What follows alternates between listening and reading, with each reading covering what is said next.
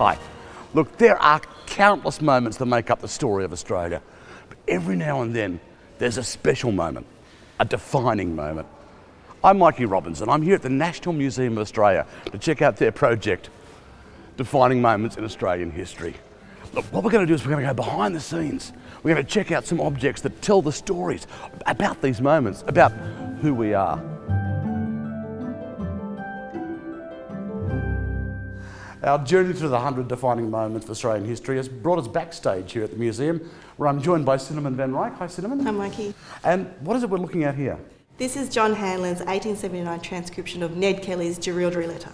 Hanlon was the local... Publican, John Hanlon. How bizarre, a publican, yeah. Ned Kelly was very well aware that the press in Melbourne were picking up his story, and he was trying to get his manifesto published, and had a reporter at the pub writing down his words. John Hanlon, the publican, was also writing down the words as Ned Kelly spoke them. So this letter was written near the end of Ned Kelly's criminal career. This is one of the last things we see before the last stand at Glenrowan. Why is the siege a defining moment? I suppose Ned Kelly's last stand at Glenrowan really stands out in a lot of people in Australia's mind. It's almost like they were there themselves. We're very familiar with the really early bushranger film with Ned Kelly with two guns blazing, the armour, smoke. Well, you have to remember, that film was made in living memory of the siege. Yeah, incredible. And I think they actually used parts of the real armour for that movie. As a prop, they used parts of the armour. You could never get away with that now. Some people have described this letter as like the early murmurings of a Republican movement, or is it that, or is it just the ramblings of a sociopath? I think it's both, Mikey. When you read the Jerilderie Letter, it's 56 pages. It's a pretty long document. So once Ned got talking, you couldn't shut him up. Yeah, and he was at the pub, don't forget, he'd probably had a few drinks. As you do, yeah. Had his audience around him. He was quite a charismatic figure. Well, he was a good-looking man. Very good-looking man. The whole gang were quite a good-looking crew. Oh, right. You got a bit of a sparkle in your eye when you mentioned that. Handsome devils. Well, they do come from that tradition of handsome devils. We do romanticise our criminals.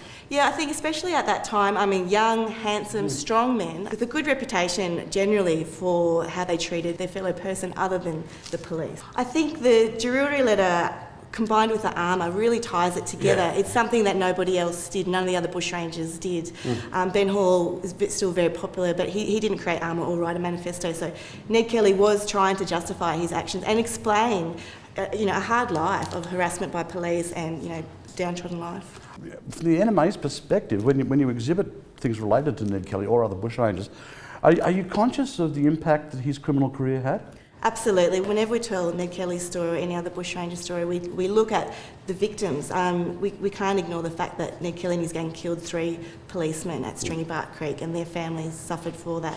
Where does Ned Kelly sit in our 100 defining moments? Everybody knows who he is in Australia. And he's a very important figure, whether you think of him just as a criminal or whether you see him as a hero or a little bit of both, which at the museum we try to look at both sides or the multi-sides of him.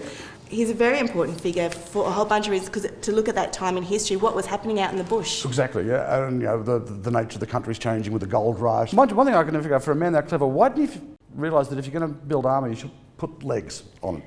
Oh yeah, I think there must have been a little bit of trial and error, and I think it was Joe Byrne who was famously quoted as saying, "This bloody armour's going to be the end of us, I told you so." Thanks for your time, Cinnamon. You're welcome, Mikey.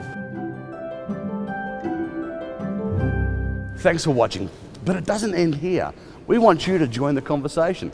Go to the National Museum of Australia's website, that's nma.gov.au, and let us know what you think are the defining moments in Australian history. We'd love to hear your opinion. Once again, thanks for watching. See you soon.